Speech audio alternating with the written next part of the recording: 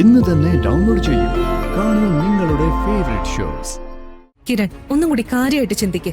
നമുക്കിപ്പോ ആ വീട്ടിൽ കയറാൻ ഒരു വഴിയുണ്ട്. അതുപയോഗിച്ചാൽ കിരണിന് അവിടെ സ്ഥിരതാമസമാക്കാം. ആരും ചോദിക്കാൻ വരില്ല.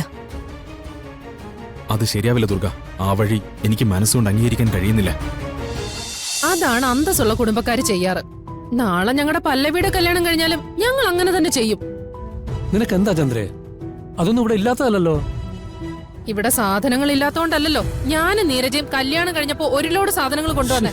ഒന്നും വാങ്ങിക്കൊണ്ട് വരണ്ടെന്ന് പൂർണിമ പറഞ്ഞോണ്ടാ ഞങ്ങൾ അങ്ങനെയൊന്നും വാങ്ങാതിരുന്നേ. അതെ, ഞാനാ ഇവരോട് അങ്ങനെ പറഞ്ഞത്. അത് പൂർണിമയുടെ മര്യാദ.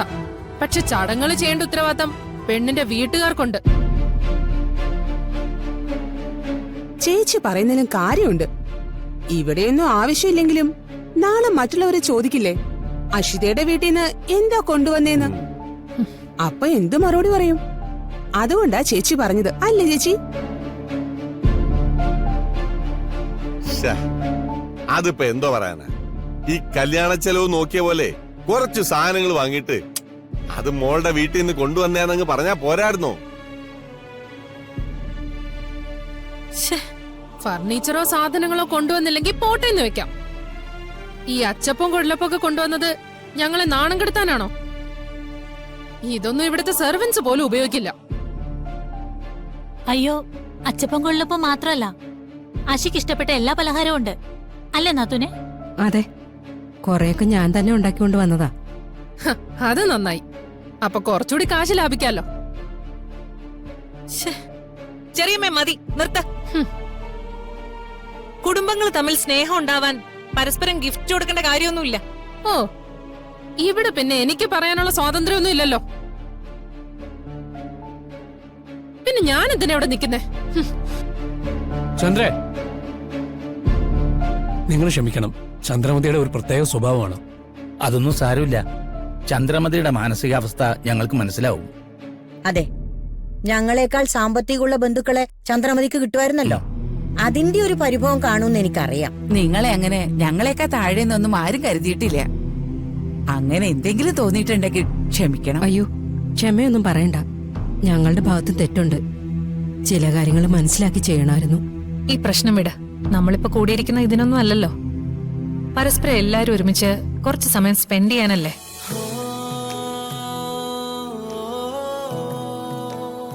അഷിത എന്താ ഒന്നും മിണ്ടാത്തെ?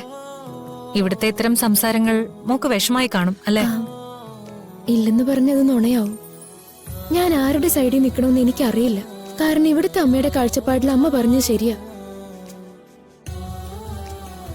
അമ്മയുടെ സുഹൃത്തുക്കളുടെ മുന്നിൽ അമ്മയ്ക്ക് അപമാനം തന്നെയാ. പക്ഷേ എന്റെ വീട്ടുകാരെ സംബന്ധിച്ചിടത്തോളം ഇപ്പോഴത്തെ അവസ്ഥയില് ഇന്ദ്രപ്രസ്ഥം വീടിന് യോജിച്ച സമ്മാനങ്ങൾ വാങ്ങാനും പറ്റില്ല. അപ്പൊ പിന്നെ ഞാനെന്ത് പറയാനാ? ഈ ഒരു ക്വാളിറ്റിയാണ് പെൺകുട്ടികൾക്ക് വേണ്ടത്. ഇപ്പൊ മോൾ എല്ലാരെയും മനസ്സിലാക്കി സംസാരിച്ചു. ഈ രീതിയിൽ വേണം ഇനിയും മുമ്പോട്ട് പോവാൻ. ആ, അതെ അതെ, പൂർണിമയാണ് ശരിയെന്നും ഈ കല്യാണം നമ്മുടെ വീട്ടിന് ചേർന്നതാണെന്നും ഇപ്പൊ പ്രൂവ് ആയിക്കൊണ്ടിരിക്കുകയല്ലേ. എന്റെ മോളാണ് ഈ വീടിന് ഞങ്ങൾ തരുന്ന ഏറ്റവും വിലമതിപ്പുള്ള സമ്മാനം, അല്ലേ ഗിരിജെ? അത് പിന്നെ പറയണോ? അശുമോള് തനി തങ്കമാണ്. ദൈവമേ.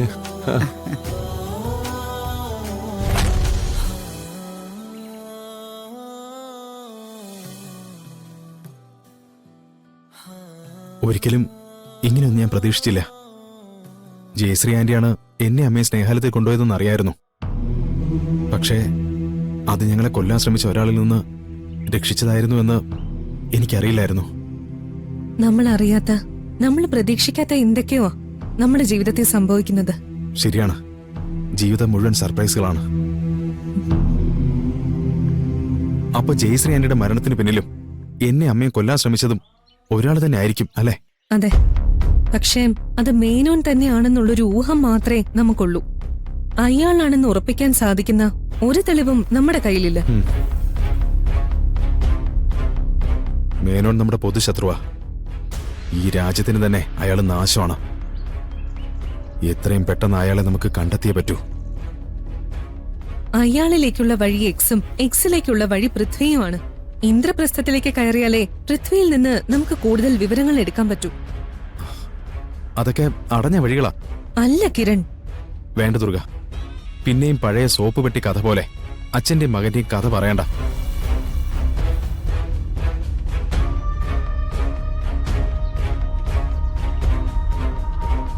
കിരൺ കരുതും പോലെ മോതിരത്തിന്റെ ബലത്തിൽ പറയുന്ന കാര്യങ്ങളല്ല ഇതൊന്നും. ഞാനും കുട്ടമ്പിള്ള ചേട്ടനും എല്ലാം വളരെ ഡീറ്റെയിൽ ആയി അന്വേഷിച്ചു. മഹാദേവൻ അങ്കിളാണ് കിരണിന്റെ അച്ഛനെന്ന് 100% ഉറപ്പാ. ഇനി അങ്ങനെയാണെങ്കിൽ ഞാനൊരു സംശയം പറയട്ടെ. എന്താ? ദുർഗ പറയുന്ന മഹാദേവനാണ് എന്റെ അച്ഛനെങ്കിൽ എന്റെ അമ്മ എന്നെയും കൊണ്ട് കാണാൻ ചെന്നത് എന്റെ അച്ഛനായിരിക്കില്ലേ? അവിഹിത ഭാര്യയും മകനെയും നാട്ടുകാർ കണ്ട് മാനം പോയാലൊന്ന് ഭയന്ന് അയാൾ തന്നെ ആയിരിക്കോ എന്നെ എന്റെ അമ്മയും കൊല്ലാൻ ശ്രമിച്ചത്? അവിടെ നിന്നായിരിക്കോ ജയശ്രീ ആന്റി ഞങ്ങളെ രക്ഷിച്ചത്? കിരൺ എന്താ പറഞ്ഞു വരുന്നത്? മഹിയങ്കളാണ് മേനോനെന്നാണോ? എന്തുകൊണ്ടായിക്കൂടാ? ഈ പൃഥ്വിയേക്കാൾ എനിക്ക് അയാളെക്കുറിച്ച് ഓർക്കുമ്പോ സംശയം തോന്നുന്നുണ്ട്. അല്ല, അതെന്താ? ഈ ഓവർ വിനയവും സാധാരണക്കാരേക്കാൾ ശാന്തനുമാണ് അയാൾ. നമുക്ക് വല്ലാത്തൊരടുപ്പം അയാളുടെ പ്രസൻസിൽ തോന്നും. അതുകൊണ്ട് ആട്ടിൻ തോലണിഞ്ഞ ചെന്നായെ പോലെ നല്ലവന്റെ മുഖംമൂടി അണിഞ്ഞ ഒരു ചെകുത്താനാണോ അയാളെന്ന് അറിയില്ലല്ലോ. സ്വന്തം അച്ഛനെ കുറിച്ചാ ഇങ്ങനെയൊക്കെ പറയുന്നതെന്ന് വല്ല ബോധമുണ്ടോ? ഞാൻ നല്ല ബോധത്തോടുകൂടി തന്നെയാ സംസാരിക്കുന്നത്. ഒരുപക്ഷെ അയാളാണ് മേനോനെന്ന് എന്തെങ്കിലും ഒരു തെളിവ് കിട്ടിയാ അയാളുടെ തിരുനെറ്റിയില് ബുള്ളറ്റ് കൊണ്ട് ആദ്യത്തെ തിലകം ചാർത്തുന്നത് ഞാനായിരിക്കും. അത് കഴിഞ്ഞേ നിങ്ങൾക്ക് അയാളെ കിട്ടൂ. കിരൺ, ഇതെല്ലാം നമ്മുടെ ഊഹങ്ങൾ മാത്രം. ഇങ്ങനെ വെറുതെ ചിന്തിച്ചാ നമുക്കൊരിക്കലും സത്യത്തിലേക്ക് എത്തിച്ചേരാൻ സാധിക്കില്ല. നമുക്ക് വ്യക്തമായ തെളിവുകൾ വേണം. അതിന് നമ്മൾ എങ്ങനെയെങ്കിലും ആ വീട്ടിൽ കയറിയേ പറ്റൂ. അഷിത വീട്ടിൽ നിന്ന് പുറത്തു പോകുന്ന സമയം നോക്കി നമുക്ക് അവിടെ കയറാം. അതാ നല്ലത്. ഈ ഐഡിയ ഞാൻ നേരത്തെ പറഞ്ഞതാ. അതൊന്നും നടക്കില്ല കിരൺ. ഇനി അഷിതയുടെ പേരില് ആ വീട്ടിൽ കയറില്ലെന്ന് എന്നെ കൊണ്ട് ചെറിയമ്മ സത്യം ചെയ്യിച്ചു. അതിനെന്താ? അഷിതയുടെ പേരിൽ അവിടെ കയറരുതെന്നല്ലേ പറഞ്ഞത്? നമുക്കവിടെ ധ്വനിമോളുണ്ടല്ലോ, പൂർണ്ണിമ ചേച്ചി ഉണ്ടല്ലോ, അവരുടെ ആരുടെങ്കിലും പേരിൽ കയറാം. അതൊന്നും ശാശ്വതമല്ല. നമ്മള് കേറുമ്പോ ആരെങ്കിലും കാവല് വേണം. പേടിച്ചെന്തെങ്കിലും എടുക്കാൻ ചെല്ലുമ്പോ ആരെങ്കിലും വന്നാ എല്ലാ ശ്രമവും അവിടെ ഉപേക്ഷിച്ച് പോരേണ്ടി വരും. പിന്നെയെല്ലാം വീണ്ടും ഒന്നേന്ന് തുടങ്ങേണ്ടി വരും.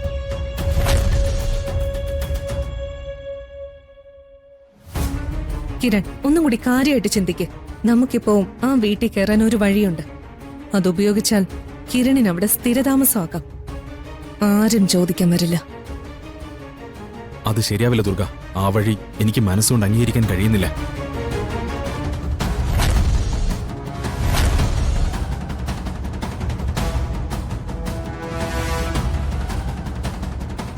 Porque